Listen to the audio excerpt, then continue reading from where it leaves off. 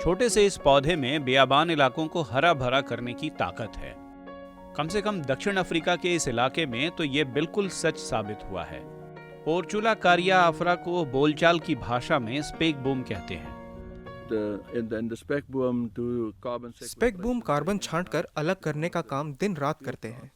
ये उन दुर्लभ पौधों में से हैं जो दिन और रात दोनों समय ये काम करते हैं। दूसरी बात यह है कि ये काम कुदरती होता है।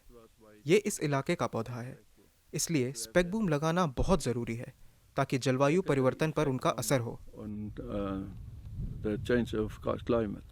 इसमें कार्बन सोखने की अद्भुत क्षमता है। ये पौधा एक छोटे से जंगल जैसी स्थिति पैदा करता है। इसकी पत्तियां किसी गलीचे जैसा काम करती हैं। ये पानी, धूल और पोषक तत्वों के साथ ही कार्बन को सोख कर रोके रखती हैं। इस पौधे की पत्तियों में दोनों तरह का फोटोसिंथेसिस होता है जो दुर्लभ है। गर्म और सूखे मौसम में ये रात को वातावरण से कार्बन डाइऑक्साइड सोखती हैं और उसे मैलिक एसिड के रूप में जमा कर लेती हैं। दिन के समय इस पौधे में मौजूद छिद्र यानी स्टोमेटा बंद हो जाते हैं। इस वजह से पानी का नुकसान कम से कम होता है।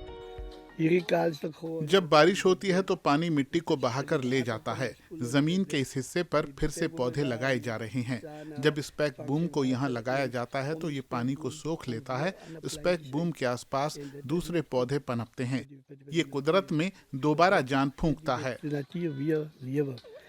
62 साल के आंद्रे ब्रिज तो इस पौधे के कायल हैं। 10 साल पहले उन्होंने इलाके में इस पौधे को लगाने का बड़ा अभियान शुरू किया। अब उनके पास एक टीम है जो इस काम में लगातार जुटी हुई है। ये इलाका 2015 से 2020 के बीच सूखे के कारण बिल्कुल वीरान हो गया था।